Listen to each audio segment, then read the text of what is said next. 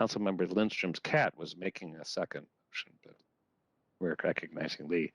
And with that, no other correction or discussion. Bridget, you may call the roll. Councilmember Baris. Aye. Chamblis. Aye. Cummings. Aye. Ferguson. Aye. Fredson. Aye. Gonzalez. Gonzalez. Johnson. Aye. Lee. Aye. Lilligren. Lilligren. Lindstrom. Aye. Muse. Aye. Sterner. Sterner. Vento. Aye. Wolf. Aye. Zarin. Zarin. Aye. And aye, the minutes are approved. So let's just jump into our first information item. This is the monthly update from the Metro Transit Police Work Group. And I believe to start us off will be Councilmember Chamblis. Rita? Yes, thank you. This is our Metro Transit Police Group Work Group update that we do on a monthly basis.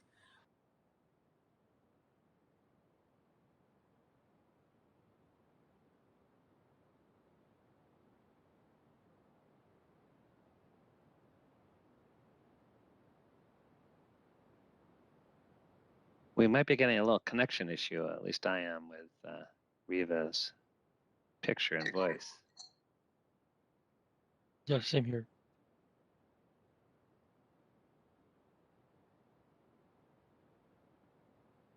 You're still there, Riva?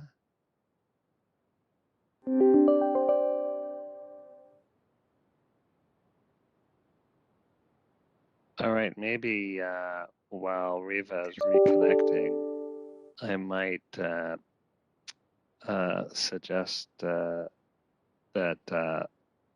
Leslie, if you're here, you might want to take us through the slide deck, if you wouldn't mind, and we'll hear from Riva whenever you can reconnect.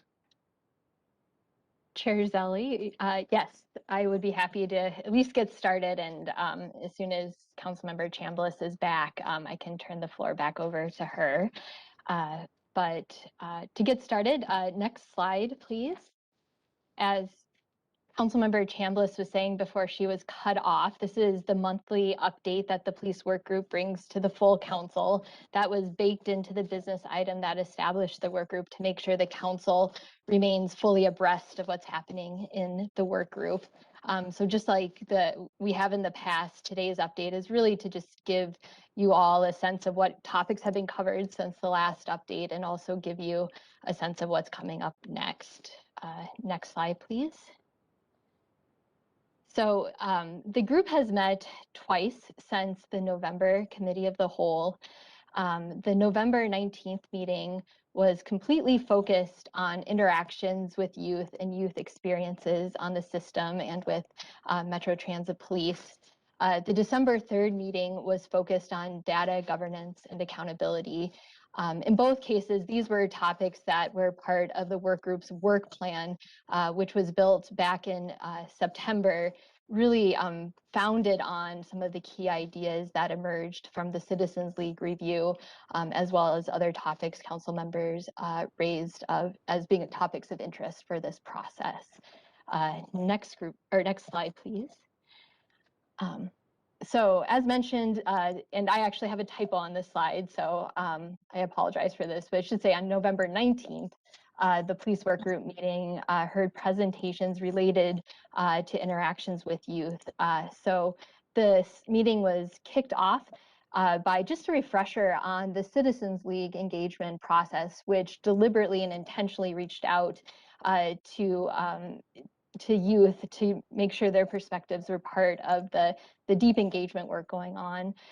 Some of the themes that were raised as part of that included the fact that youth reported feeling watched, sometimes feeling targeted, that others perceive them as a potential threat or otherwise disruptive to the system. And so some of the engagement really reflected those experiences as told to the Citizens League through their engagement.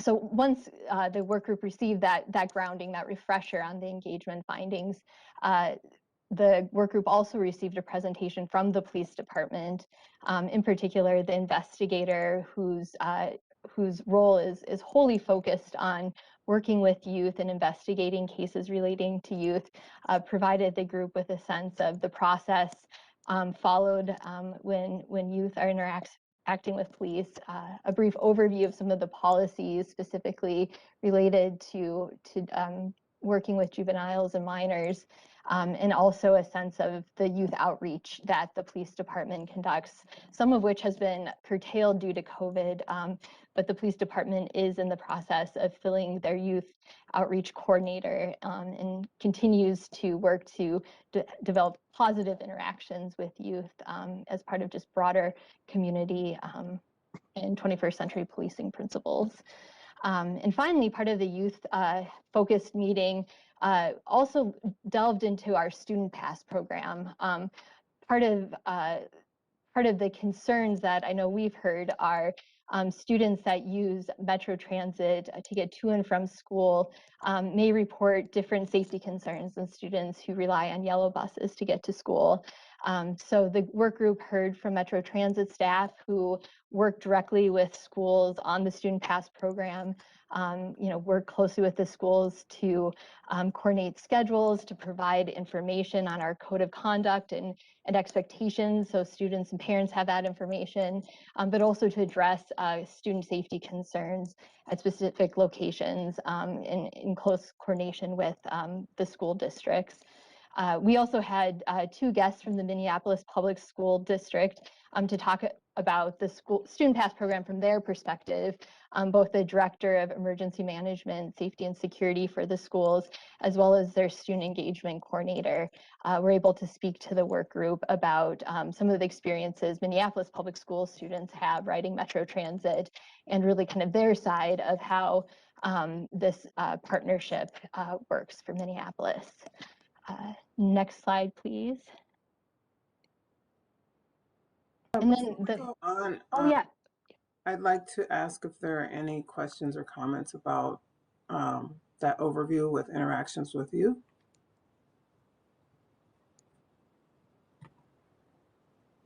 I am not seeing any, so I think we can go on. Thank you. And Chair Zelli, Councilmember Chamblis, I can pause here and turn it back to Councilmember Chamblis if you prefer. I was asked to step in while the connection was being addressed, but. Oh no, go ahead, Leslie. Okay, I'll keep going then. But yes, please interject. Anybody interject at any point in time.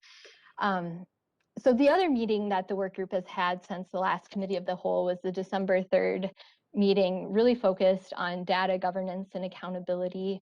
And as part of this work group meeting, the work group heard from Metro Transit Strategic Initiatives Department and the Metro Transit Police Department on the various sources and types of police data that we keep and collect and maintain and analyze here.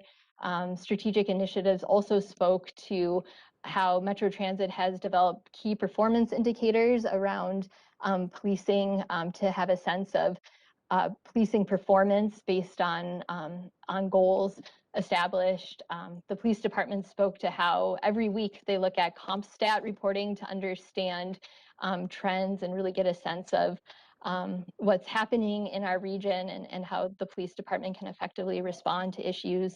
And this presentation was really designed to kind of start setting up the final phase of the work group's work, which is going to be identifying recommendations for outcomes and data that the council wants to see on a regular basis to really provide that degree of accountability over transit safety, security, and policing issues. So the work group talked briefly about really this relationship between setting outcomes and goals and identifying data, both quantitative and qualitative data, to help assess how we're performing to those goals.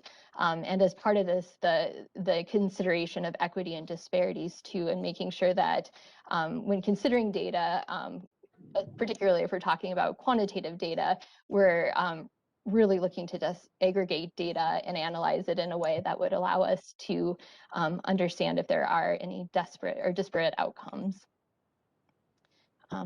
Next slide, please. So this is language that comes directly out of the business item that created the work group. This was language that the work group looked at as part of this December 3rd discussion about data and accountability.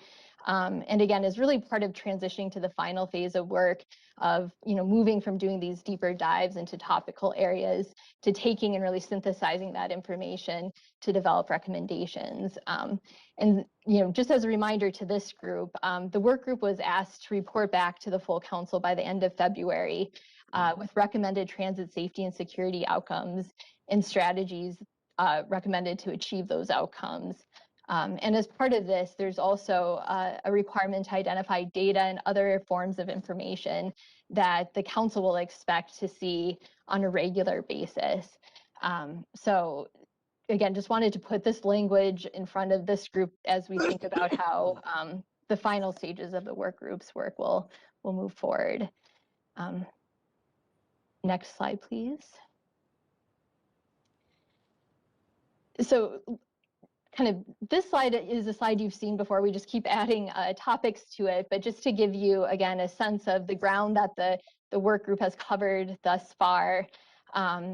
And, again, several of these topics, the work plan was really built off of that deep engagement that happened during the Citizens League work and additional ideas and concerns raised in council meetings and through other forums. So, again, like the work group is getting at a point where we're going to stop adding new topics to this list, and instead they will pivot and really start focusing on developing those recommendations.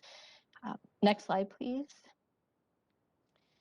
So I'm going to talk a little bit more about this Friday's meeting in a moment, but this slide again is just to kind of remind you of where we are in the process.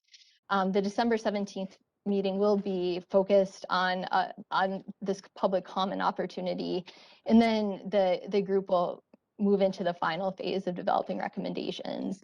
The December 31st meeting has been rescheduled to January 4th, but it means the meetings in January and the meetings of February will really be focused on, again, really digesting all the information covered to date and writing those recommendations. And as this slide shows too, just like we have been doing up to this point, the work group will continue to provide monthly updates to the committee of the whole to ensure the full council is well aware of where the work group is headed and where this process is going. Next slide, please. So as I mentioned a moment ago, this Friday's meeting really closes out that kind of second phase of work of really collecting ideas and information. The full meeting on Friday will be devoted to public comments. And there are a few different ways people are able to participate in this. They can sign up directly to make comments during the meeting. If they choose, they could also, or instead, record a message that, as time allows, we'll be able to play during the meeting. And we also have received a handful of written comments to this email address, which is another way people can contribute to this public comment process before the work group really switches into focusing on developing recommendations. And I'll just mention that while this is just one meeting devoted to public comment, it's important not to lose sight of the Citizens League's engagement that really set up this process. The number we've been using is about 1,000 people participated in some form or some element of the Citizens League work.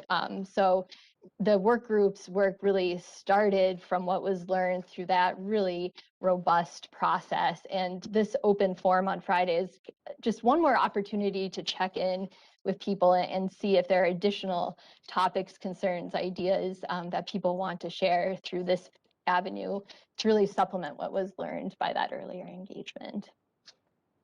Next slide, please. I'd also like to reiterate that we did on November 5th, we had employee perspectives, so they were also able to chime in during that meeting, as well as we were able to hear back from the other groups that interact with Metro Transit Police and our staff. Yes, thank you for adding that. So this final slide is actually a slide that was shared with the work group at the December 3rd meeting, and is really geared to making sure that as staff, we're adequately supporting the work group members as they prepare to develop recommendations. But we wanted to share these questions with all council members too, and the first two are probably more applicable, but really wanting to just take a moment to touch base to see, is there additional information needed about some of the topics you saw in that earlier slide, that even though we might have covered them in a meeting or provided information to the work group on them, perhaps we haven't gone deeply enough as staff and we need to be providing more information on those topics.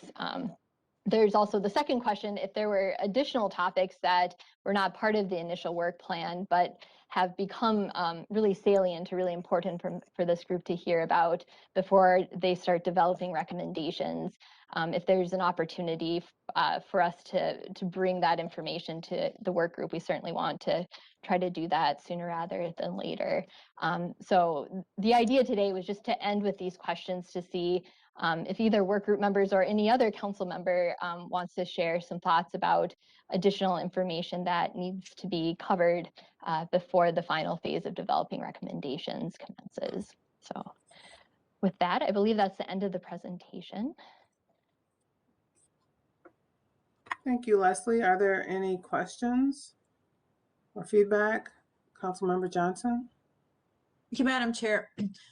Will the video link be put on the website soon for Friday's meeting so people can watch along? Leslie? Or is it just a recorded meeting that people can access later? Chair, Councilmember Johnson, the short answer is no, you can watch live, and that information should be part of the agenda that's posted. I'm not sure if Bridget Toski wants to jump in and explain in more detail where that is, but all of these meetings are open to the public. When the agenda is posted, there's information about how to join the WebEx.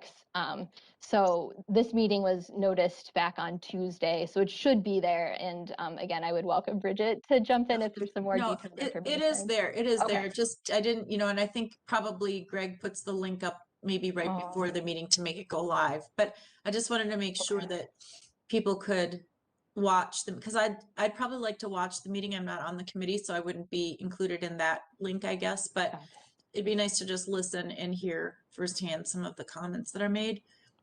And then, Madam Chair, just my second question, are we really pushing this out so people know about it? It's a busy holiday season, but just making sure that we continue to get as much of a wide net cast across the region for people to share their comments? That's a good question. And I see that Michelle Fure is also on this as a panelist. Can you speak to how it's being communicated? Absolutely, Madam Chair and council members. This has been really widely publicized. We included it in all of your council member newsletters, and those go to, if I had to count, well, several thousand people.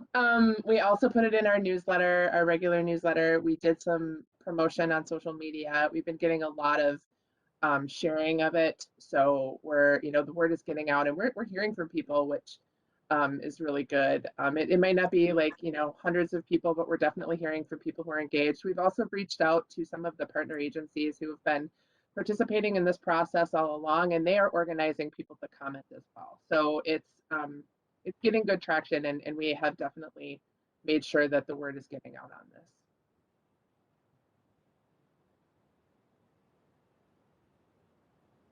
Any other questions?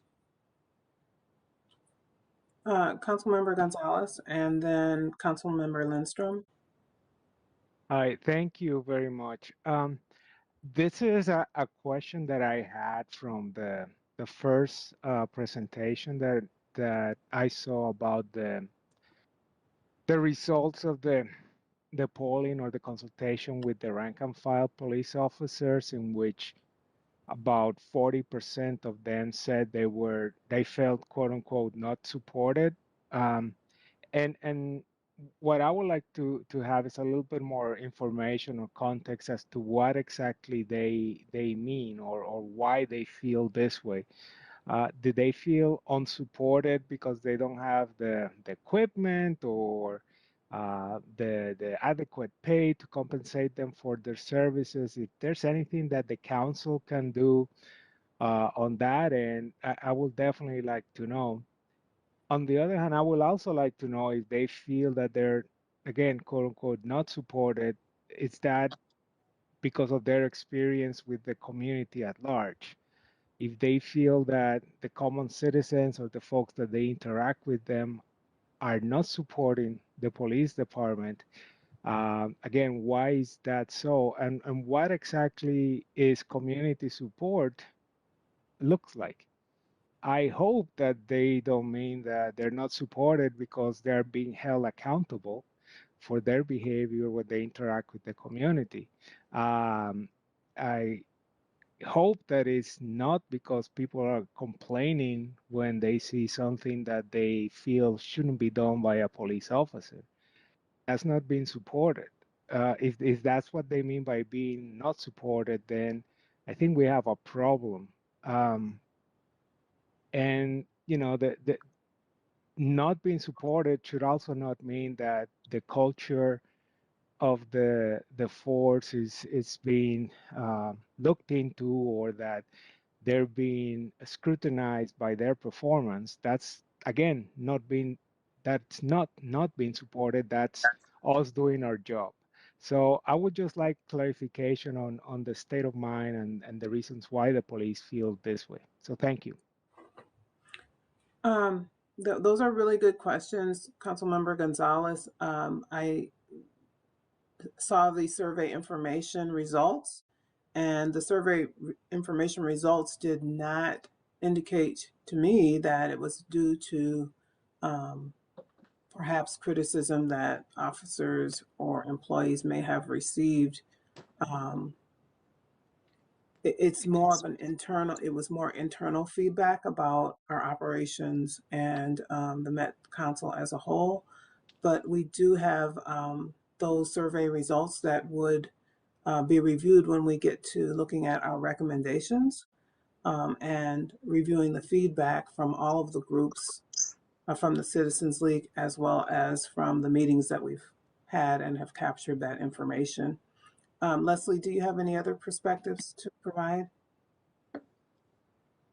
Chair, Councilmember Chamblis, I think you covered that really well, and certainly we can look through the comments of this survey and just really try to see if we can get a deeper, more qualitative understanding behind those numbers. Yeah, I think that's fair. Thank you. Is that sufficient, Councilmember Gonzalez? Yes, thank you. Okay, Councilmember Lindstrom. Thanks. I was just curious about the conversations with the youth or with the youth groups. Anything really surprised the work group members? Things that you hadn't heard before, things that really stood out, things that surprised you is really my question. Well, it was a continuous process. We heard from school administrative staff. We heard from youth groups, and we talked about the importance of making sure that students were safe when they get on the bus and when they leave, and that the importance of having on-time, reliable bus service so that students can get to their destinations quickly, on time, and safely. That was really important, and coordinating with school staff was really important as well, and understanding what the students' needs were. That stood out to me. Leslie, did you or Michelle have anything else that popped out? Again, that's information that we can review from the feedback and look at when we look to make recommendations going forward. And it's not going to be just, one look and then we're done. I think these continued conversations with all stakeholders that come into contact with our staff and that we come into contact with is really important going forward.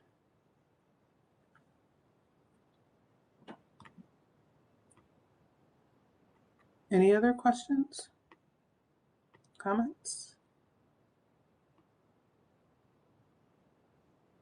I don't see any at this point. So thank you for listening to our update, and there will be more to come at the next Committee of the Whole meetings, as well as the public comments, and you're welcome to attend that on on December 17th. Thanks, Councilmember Chamblis, and Leslie and everybody in the work group has been helping shepherd this along. This has been quite a journey, and I know that there's been a thirst for some additional public comment, so good luck with that session coming up, and we'll look forward to the next report. Now we're going to hear from a program that I think has gained great admiration, both within the council, from our stakeholders, the Star Tribune. Cameran Bailey has become kind of our rock star, but is joined by Baris Gumus-Dawes, and take it away. Good afternoon, Chair Zeli and council members. My name is Baris Gumus-Dawes, and I'm a senior researcher at the Community Development Division. And today I'm here along with my colleague, Cameran Bailey, to give you an update on the Community Development Division's Solar-for-Vouchers program. Cameran previously presented to the Committee of the Whole to introduce the program to council members. And since then, we had a chance to implement the program, and we would like to provide you a status update. I will kick off the presentation by reminding you what this pilot program is about and why it was initiated in the first place. I will describe how the program works and what the specific of the goals of the program are. I will then talk about our efforts to generate interest in the program. At that point, I'll hand it to Cameran, who's going to present some of the lessons we learned during the implementation process. Cameran will also discuss the program outcomes before he finally summarizes the next steps. Next slide, please. The Solar-for-Vouchers pilot program is a technical assistance program designed to serve two different purposes. The program offers free technical assistance to commercial rental property owners so that they can adopt solar energy in their buildings and reduce their energy costs. The rental property owners can take advantage of this free technical assistance program if they rent some of their units to the Section 8 Housing Choice Voucher Program participants. So the council collaborates with commercial rental property owners. We give them technical assistance. They offer rental units to our voucher holders for 5 years. Next slide, please. So why did the Community Development Division develop this pilot program? As you already know, Metro HRA administers the largest Section 8 Housing Choice Voucher Program in the state of Minnesota. Unfortunately, it has historically been difficult for voucher holders to find rental units. A prospective voucher holder who cannot rent a unit within 120 days of receiving a voucher loses the opportunity to participate in the program. In 2019, only 56% of our program participants who received a voucher were able to rent within this timeline. To put it more bluntly, nearly half of our voucher holders lost their vouchers because they could not find units to rent. The Community Development Division saw an opportunity to help voucher holders by providing solar technical assistance incentives to rental property owners who agreed to rent more units to our voucher holders. In other words, the Solar-for-Vouchers pilot program leveraged the division's solar technical assistance capacity to address the housing needs of the region's low-income residents. Thrive 2040 explicitly states that expanding the housing options of the region's low-income residents is an important component of promoting equity in the region. This pilot program promotes equity by helping low-income voucher holders find affordable housing. Thrive 2040 also states that promoting the adoption of renewable energy sources is a key tenet of another important Thrive outcome, sustainability. This pilot program moves the dial towards sustainability by helping rental property owners adopt solar energy. The pilot program also supports two important council strategic plan priorities, housing and sustainability. The program serves the region's low-income families by giving them access to affordable housing. It also promotes the adoption of solar energy, as I mentioned before. Next slide, please. Now let's turn to how the program works. Please don't worry about reading the individual boxes. I will walk you through the 5 steps of the program. The 5 green boxes on the top part of the slide represent each of these steps. The blue and gray boxes under each green box shows the actors involved in each step. So let's start with step 1. This step involves recruitment of commercial rental property owners. The council advertises the program and invites applications. Property owners apply by providing the technical specifications of their buildings so that the council can confirm eligibility for the program. The properties of the applicants make up a large portfolio that could garner group purchasing advantages. In step 2, the council works with solar developers. Solar developers are the firms that install solar panels on the buildings. During this step, the council invites solar developers to bid on the portfolio of properties that are candidates for solar installation. The council runs a procurement process where it vets the solar developers. It identifies a select number of solar developers that offer the highest quality products at the most competitive prices. Just to clarify, the council does not hire any of the solar developers, and it does not enter into any contractual relations with them. As a third party, the council simply screens the solar developers on behalf of the property owners and acts as a matchmaker between the property owners and the solar developers. In step 3, the council works with its nonprofit technical assistance partner, Clean Energy Resource Teams, and we do so to provide technical assistance to the property owners. This is the step where the council and its technical assistance partner work with individual property owners and walk them through the ins and outs of the process. They help them to coordinate site visits, they guide them in evaluating contracts, they assist them in exploring solar financing options. Finally, they help them with choosing a solar contract that best fit their needs. In step 4, solar developers and property owners work with each other. With help from the council and our technical assistance partner, property owners choose one or more solar developers and sign a contract with them. Once the contracts are signed, solar panel installation begins. Currently, our program is at step 4. Property owners have been working with us and our technical assistance partner to identify the contracts that best fit their needs. Some of our participants had already signed their contracts, and others are in the process of doing so. Finally, in step 5, the council, and specifically Metro HRA, works with property owners to place voucher holders in the identified rental units. If their properties are located in the service area of a public housing authority other than Metro HRA, then the council works with property owners to place these voucher holders in their units. Next slide, please. Now let's look at the specific goals of this one-year pilot program. When we envisioned this pilot, we hope to enroll 5 to 10 landlords. The number of rental units each property owner commits to voucher holders depends on the size of their properties.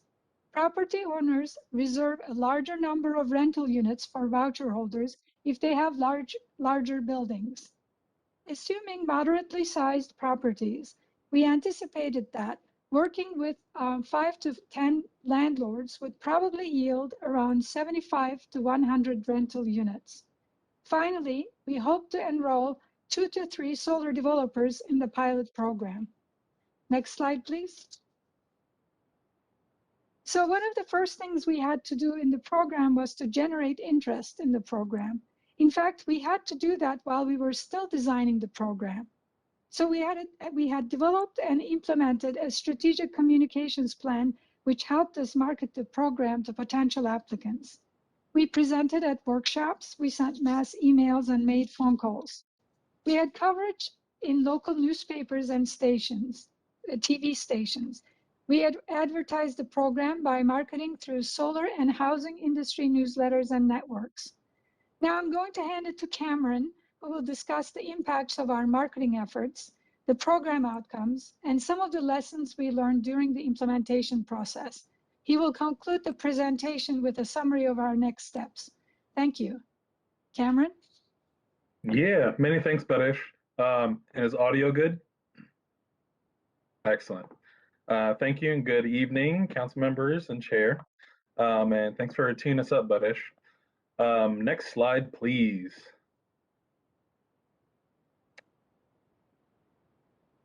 There we go. Okay.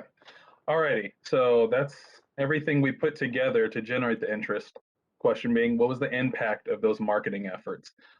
Simply put, we generated statewide and national interest. Our strategic communications plan worked really well. We were hoping to cover our own metro HRA service area and found that there's much more interest in the program beyond just that jurisdiction. So cities and housing authorities beyond the original scope of the program approached us from some of the agencies and municipalities you can see on the screen, including cities of St. Paul, Bloomington, Minneapolis, St. Louis Park, Plymouth Housing Authority, Minneapolis's, St. Paul's as well. And then our staff members from our technical assistance partner, Clean Energy Resource Teams, as Baris mentioned, also let us know that there's demand for the program beyond the metro because they work statewide, providing energy assistance across the state of Minnesota. And then finally, we had various agency staffers from the cities of Boston, New York, reach out to us and actually not just reach out, have extensive conversations with us to learn more about the program, how they could reproduce it, some of the lessons learned that we were generating. Because yeah, they wanted to take the program as it was before we even finished the pilot. So in terms of our marketing efforts, we absolutely nailed things on the head there. Next slide, please. Now looking at how that interest we generated, how that translated to the actual program itself. So we did have great interest from landlords and solar developers. We're going to work from left to right here on the screen. So initially we got interest from over 50 landlords, and we're defining interest as landlords either attended one of the informational sessions that we put on, or they gave us a phone call directly or submitted an email to us. So with that initial 2.5 month outreach and recruitment process, we got over 50 landlords who expressed interest in the program and over 10 solar developers. Of course, we wanted a big pool of interested landlords and developers because we knew that pool is going to shrink once we move to the next step, which was actually getting applications into the program. As you can see, the middle column, we went from that 50 plus down to 12 applications to the program and 2 solar developers. And then ultimately, after we ran through to see who was eligible for the programs and a good fit for the program, we ultimately ended with 5 landlords enrolled and 2 solar developers. Next slide, please. Alrighty, so seeing the initial goals we had for the program, the initial interest, I would hope it begs the question from you all, what happened between interest and enrollment in the program? 3 main things here, which you see on the screen, and we'll work from top down. First one being a lot of the landlords who were interested were actually ineligible for the program. Either they didn't have enough units for the program, they were outside of our initial geographic scope or service area for the program. The rental price points were too high for them to bring those price points down to be eligible for the HRA or Housing Choice Voucher program. Or there were just non-suitable technical components to their property, such as the roof was too old, they didn't have the right sort of electrical service equipment, they didn't have a large enough energy bill to kind of justify the process. Now, we didn't view that as a bad thing, because what we learned is there was much more widespread demand for the program than just the Metro HRA service area. We also learned that it wasn't just moderate to larger sized multifamily properties where landlords saw a value in this program, because we had a lot of landlords reach out who had, as we said, too few units, so a lot of duplexes, triplexes, quadplexes.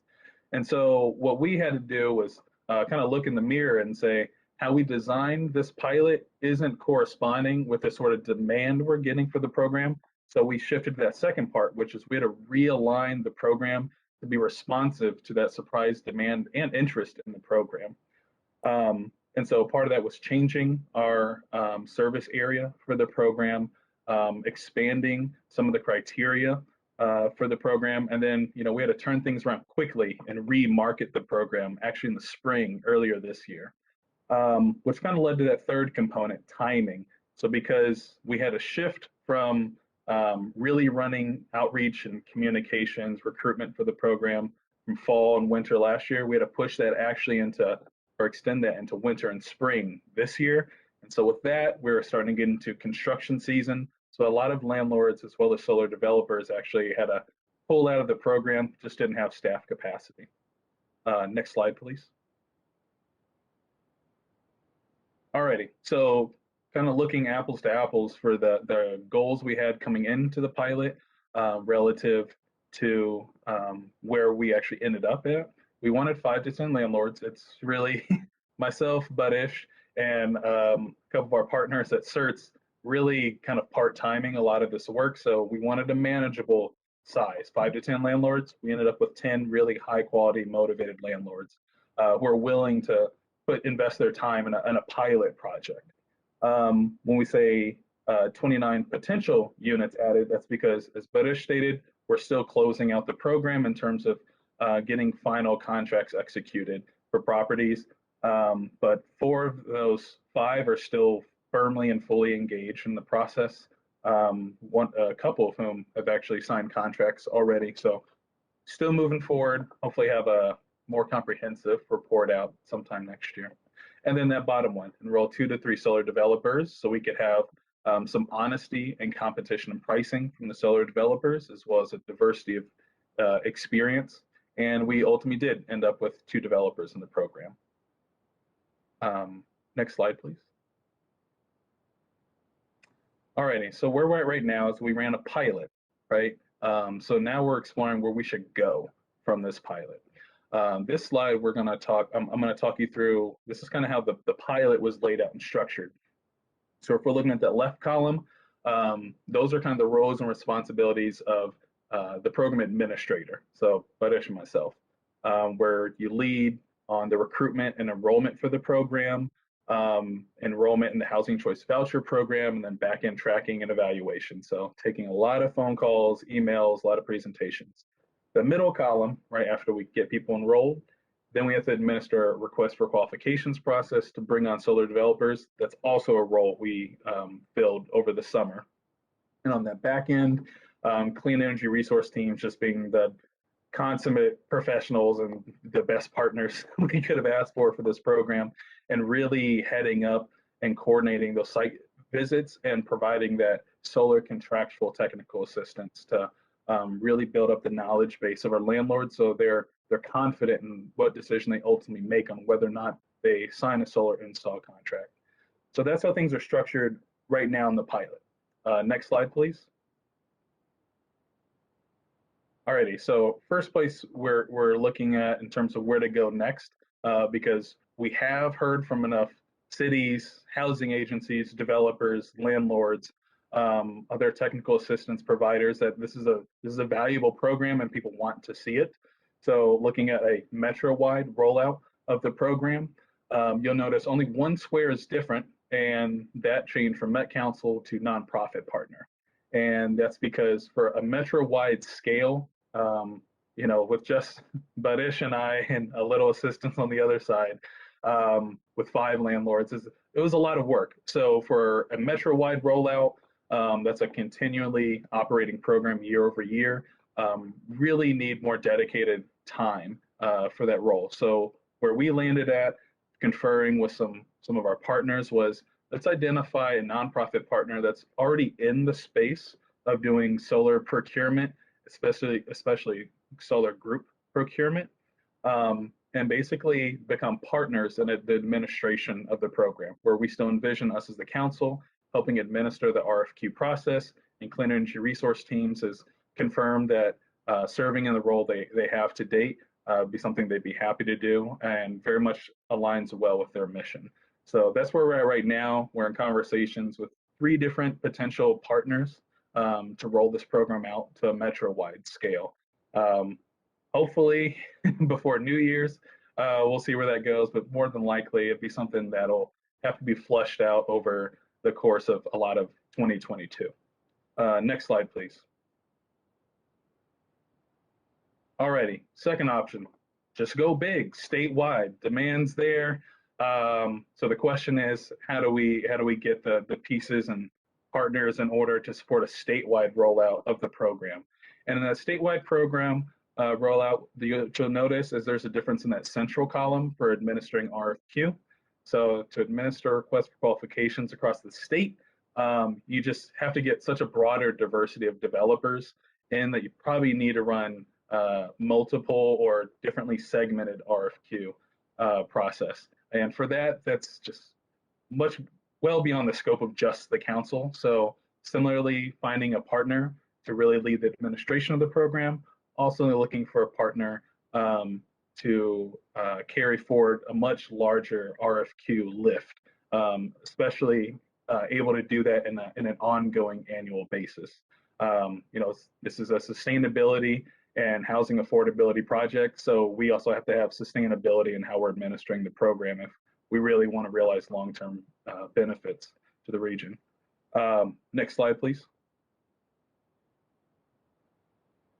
And this is bringing us to the tail end of our presentation. So those next steps, we're always actively incorporating lessons learned into our program design, reaching back out to our partners that we spoke with over the last couple years and the design and build out of the program, and then getting feedback on that back end in terms of what we can change in the future. That's from landlords, that's from solar developers, that's from housing agencies, et cetera. That second component is, as we said, identifying new partners for a larger rollout, and not just larger, but a more sustainable program rollout. And that third part is got to get the word out there, right? So promoting the results, promoting the lessons learned, being honest about what worked well, what didn't work well, what surprised us, where we had gaps in resources that would have helped the program maybe run more smoothly, or looking in the future, that we would recommend would be much more helpful in a much more larger scale program rollout. And with that, we can go to that next slide, which opens the floor for questions. Thank you for having us here. Well, thank you, both of you. We know that really good ideas might be good ideas, but it's the execution that really matters. And so that's on the two of you, and we really appreciate getting this update. What we always thought was a great idea, but now you've tested it. Let's open it up. Peter, you've been talking admirably about this for a couple of years. So. I have. Well, I just wanted to say real quickly, Baris and Cameran mentioned the clean energy resource teams, and that's, some of you may know, that's my day job. So I won't say too much about this to avoid any sort of perceived conflict, but I will make the hopefully not too controversial statement that it was a real pleasure to work with Cameran and Baris. They are the consummate professionals, and yes, hats off to you, to both of you. I'll just jump in with a question. When we're looking at these partners, nonprofit partners or others, are they in the housing space? Are they more community-based organizations? Who are the likely subjects that you've been kind of targeting? Yeah, that's a great question, Chair Zelli. And it's one we went through for a few weeks with CERT staff and other partners. And where we landed at was, I think Baris put it really well, which is this is really a solar technical assistance program that leverages that assistance for affordable housing benefits. So we should really identify, especially for administrative partner, someone who's already in the solar technical assistance space. So because we're still in conversations with those entities, not gonna put their names out there, but I can. That's fine. Okay, they are in the solar technical assistance space in terms of doing group purchases, doing group discount bundles, and yeah, their regular practice being let's bring together a group of landlords, whatever that sector is, and bringing together a couple of developers that we pre-qualified to help buy down some of that risk. Let's do some education and then ultimately empower the property owners to make a decision or not. And they do it on an annual basis. So potential really good alignment. Right. Well, we have a few questions. Councilmember Bento. Thank you, Mr. Chair. And Cameran and Baris, this is fascinating. I'm loving this conversation.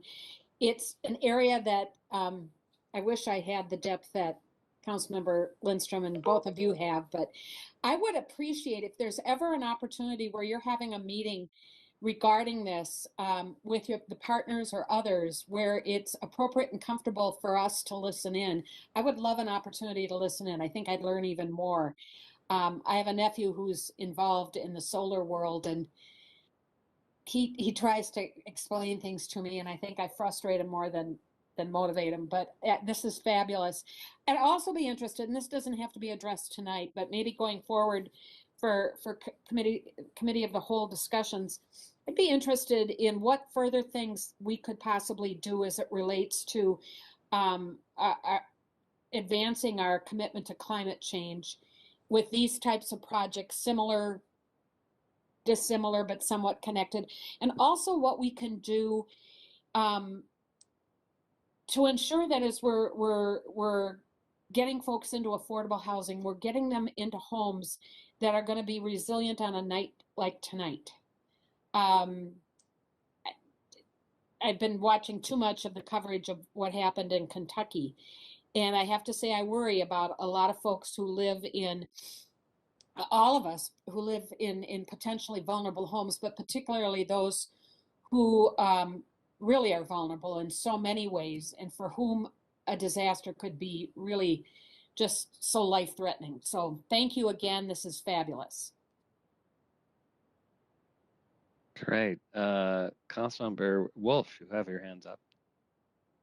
Thank you, Mr. Chair. I was interested in hearing maybe more about how we can leverage more vouchers out of this, because you met your target on the number of landlords, albeit at the bottom of the target, and the number of solar providers, but the number of vouchers that were leveraged out of that was much lower than what you had hoped. Can you explain what we could do to get a better bang for the buck on how many vouchers?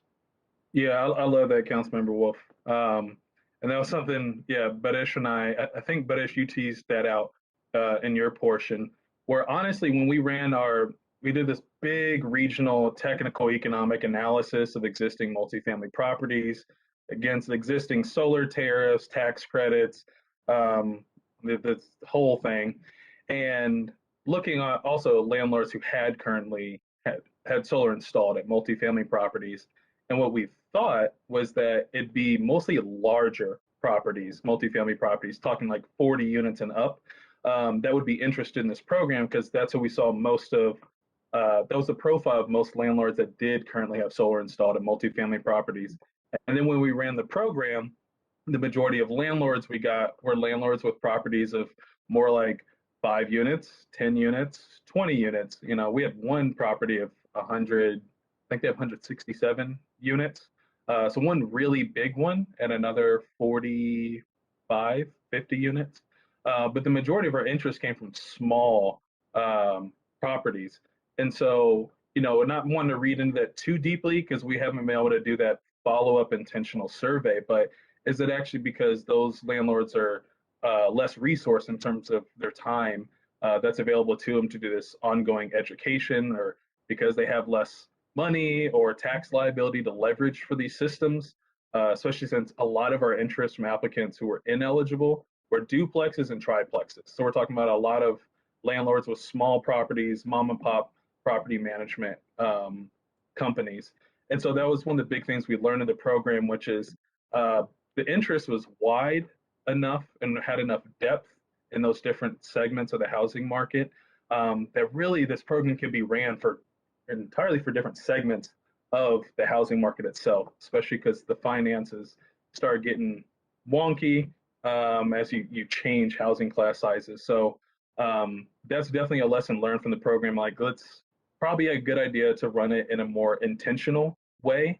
So one, expectations can better align with the reality that comes out in the back end. But then also something too, we realized in the back end, which is, we did this during the pandemic. So people who were initially interested, other priorities came up. So wanting to acknowledge, that reality as well. But Ish, is there anything else you would add to that? I think condensing that simply, more targeted segmentation of the program, and being more responsive to those who are actually responding to the program rather than what we think will happen, being responsive to who actually shows interest.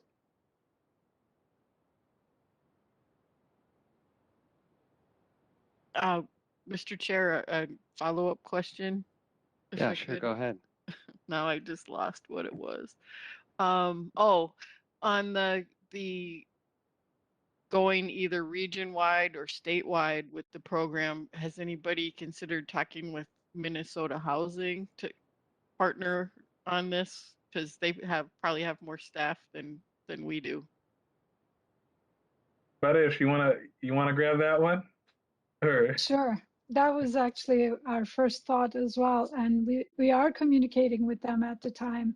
And I think they're interested, but they also told us that in the short term, they have $500 million coming their way to have some assistance programs related to COVID. So for now, they're tapped out capacity-wise, but they showed interest, and especially in year 2023, they intend to sit down with us and explore how we might take it to scale. That's interesting. I was actually going to suggest the same idea, but as you scale this is which is, I think, the ultimate goal. Probably multiple partners, but my interactions with Commissioner Ho have been very similar. They have got their hands full. But maybe there's a future here. Any other questions, thoughts? Go ahead, Councilmember Fredson. Thanks, Chair, and thank you for the presentation. Exciting pilot from the standpoint of it addressing both huge challenges that we face, both on the housing front and on climate. I'm curious to know what requirements or safeguards might be in place as it relates to, are there incentives that developers would hire local workers to install the solar, or are we assured that folks will be paid living wages if they're doing this work? And I ask that question because as we make the transition to clean energy, up until recently, work on wind farms in southwestern Minnesota and across the state really relied on out-of-state workers, and I think in a lot of cases you had immigrants that were taken advantage of on the job, and we'd want to discourage the exploitation of immigrant labor. And I still think that's a challenge that we face on the solar front. So I'm just curious to know if you have an answer to that question off the top of your head, or I would just ask for a follow-up after the meeting. Yeah, I appreciate that one, Councilmember Fredson. And Badish, I'd be interested to see how much time we logged on building out this.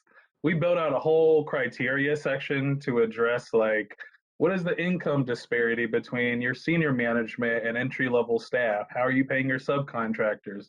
What does your business ownership profile look like across women, veterans, race, language? And then we met with procurement, and a barrier we ran into there is we don't have supporting council policies and how we structure this program to be able to require any of those things. And so because we can't require that, we also can't score or evaluate because it's not directed by council policy. And then, getting to the pragmatic thing, though I wouldn't say pragmatic, just another barrier is how to, that requires active tracking on the sites and with the subcontractors. I don't say it's pragmatic to say that's too hard, but rather point out that like that is difficult to do and does deserve intention and focus. And I wholeheartedly agree. We put money behind things that are valuable. So if we think that's valuable, we should put money behind it. But yeah, for the scope of this project, again, just lessons learned. We need policy, council policy to support that. With that policy and a broader coalition, seems like that's how money gets behind things, and that's not to say that's beyond the council, but that's council and many other partners got to get on board to get that aligned in the solar space, wind space, energy efficiency space in general. Yeah, Joe, follow up? Yeah, thanks, Chair. Yeah, I think that's an important issue to flag for you, Chair, and fellow council members. I think the catalyst for the change in the wind industry in Minnesota was the Public Utilities Commission requiring wind energy developers to report whether or not they were hiring local workers. And I think it was a pretty broad definition of local workers, but at least we would get a pretty good lens of whether or not folks were being hired from Minnesota or surrounding states versus workers from Texas or Oklahoma or wherever else. And so I think that's a policy that we should certainly explore. Especially, my assumption is this program is going to be successful and we would potentially want to expand it moving forward. Great comment and duly noted. Thank you, Councilmember Fenton.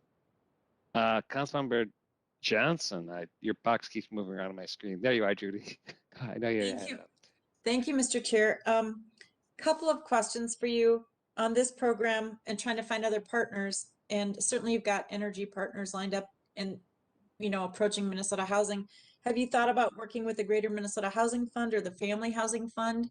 Greater Minnesota Housing Fund is statewide, has really good relationships with the multi-family housing group, especially those that are providing affordability, has and Family Housing Fund is in the metro region doing some of the same. They have resources that I think that they've acquired recently that are really working to preserve affordable housing. So even to preserve housing that has vouchers currently, so we don't lose them, but then also has those relationships to work with property owners and landlords that might want to expand. And maybe I'm sure you were very thorough in your outreach and clearly across the country, but approaching some of these partners where they might have some ins and ability, especially during COVID, to say, hey, this is something you should look at.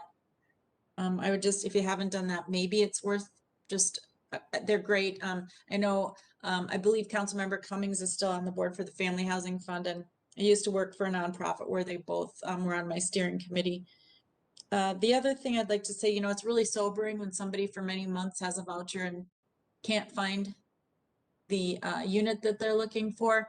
And please, I should know this, and for some reason but if they don't find their voucher, they have to turn it back because they have a specified amount of time. Do they lose their place in line too? I just need that answered because does anyone have that answer?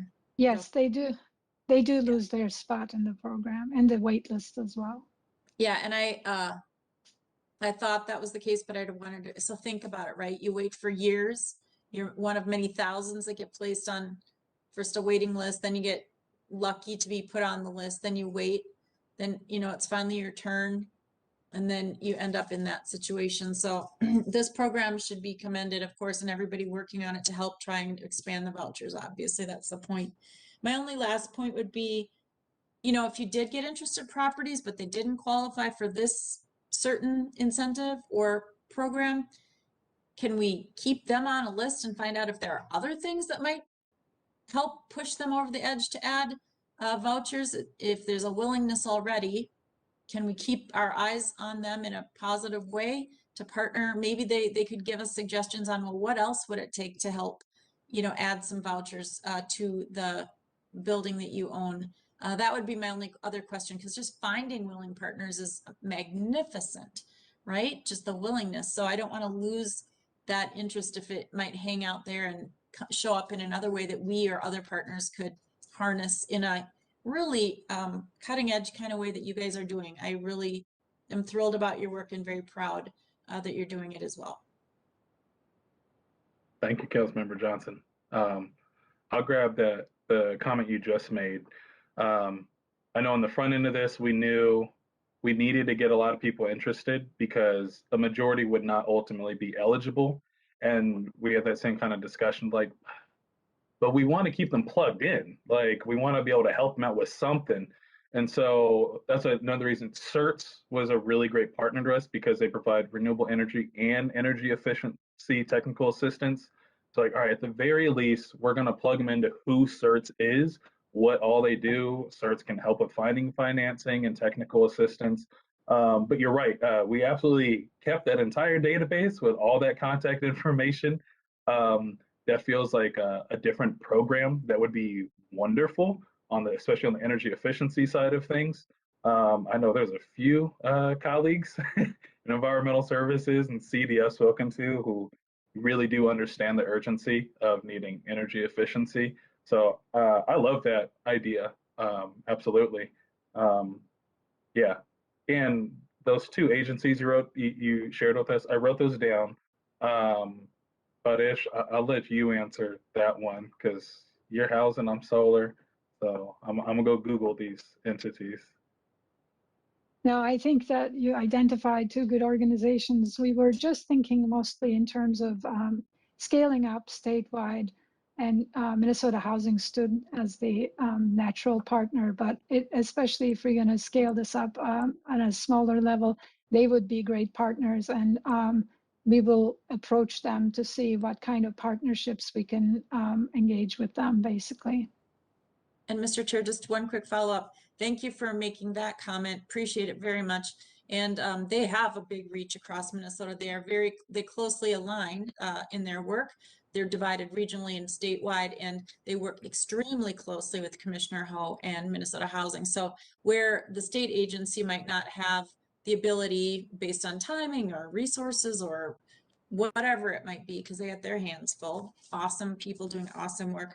But, you know, those nonprofits can be a little more nimble, have brought in private funding, can leverage public funding, and might be able to be a catalyst to some of this work as well, because certainly they would want to support sustainability and everything around affordability. So just a thought, they're pretty powerful entities doing really amazing work across the state. Many thanks. You get my imagination going. So thank you.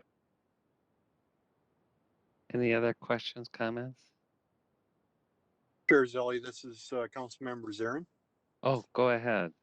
I put my hand up, but you know, I had to leave there for a little bit. I ran and got a new charger cable, so I'm charged up enough. Yay. So I apologize for missing some of the presentation. So maybe my question has already been answered, but it kind of dovetails with Councilmember Fredson's question about workforce.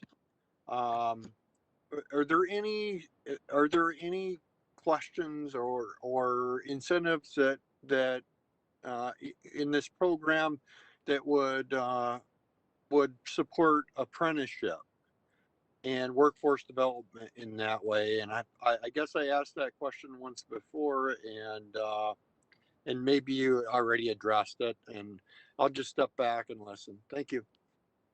Yeah, many thanks, council member. I remember you shared that with our last year when we presented, and we tried to address that in some ways through the criteria we built out through the RFQ process for workforce representation across different demographics, income disparity.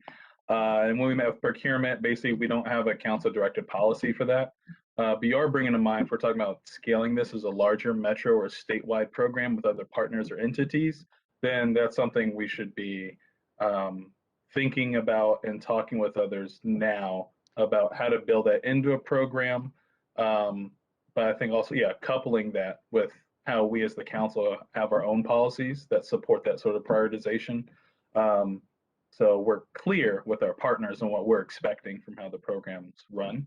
And Councilmember Johnson, as you just shared, maybe that's the benefit of bringing in other partners with more flexible, adaptable funding, is that that funding can get put behind some of these harder to get to things. But yeah, for this, the pilot, yeah, we're like, scope creep, not gonna be able to do that.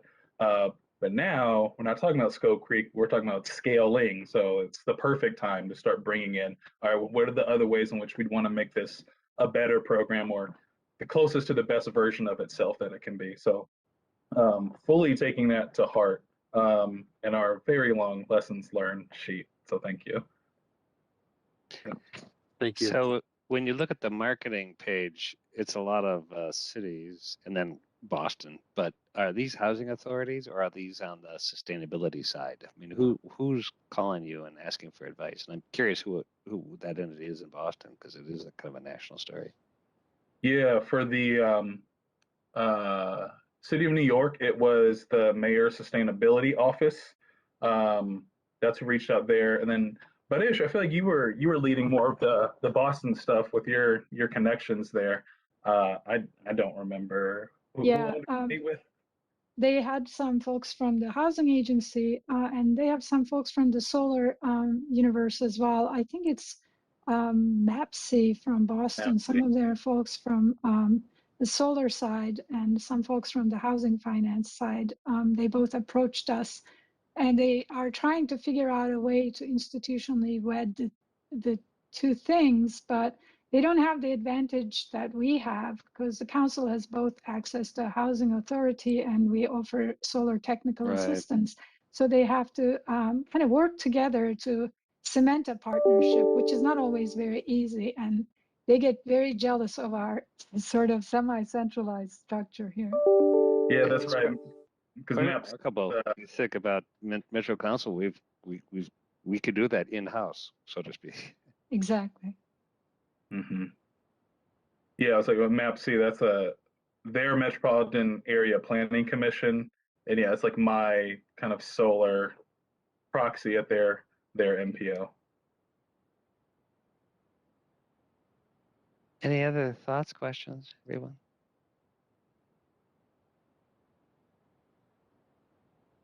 Well, honestly, Baris and Cameran, again, there's a lot of interest, enthusiasm you can tell from us. And as you think about scaling or venturing out, just rely on some of us as council members for support if you need it.